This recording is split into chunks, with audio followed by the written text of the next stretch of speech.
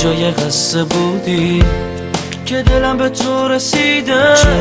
چشمای غمگین و خیسن تا حالا کسی ندیده. منی که چشمو بسته بودم تا فقط تو رو ببینم، کسی به غیر تو حتی یه لحظم نبینم.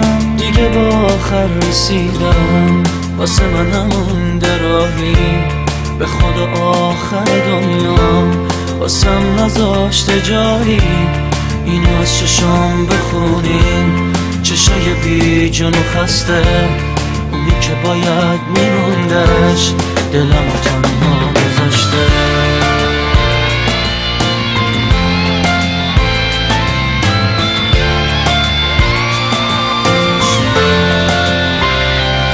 حالا که رفتی نمونم تا دیگه برات بخونم، تویی که همه وجودت بوده برام آروم جونم.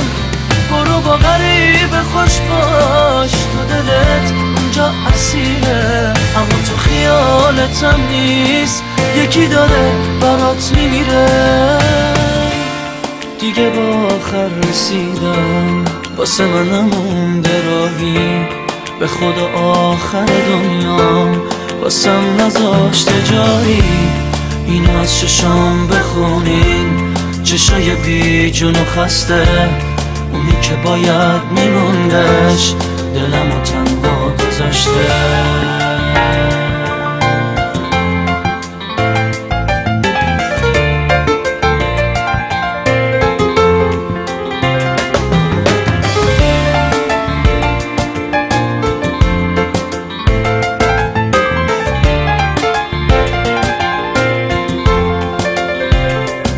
حالا که رفتی نمونم تا دیگه برات بخونم، تویی که همه وجودت بوده برام آروم جونم. برو با غریب خوش باش، تو دلت اونجا اسیره، اما تو خیالتم نیست، یکی داره برات میمیره. تو کجای قصه بودی که دلم به تو رسیده؟ چشمای غمگین و خیسن تا حالا کسی ندیده. منی که چشمو بسته بودم تا فقط تو رو ببینم، کسی به غیر تو حتی یه لحظه غم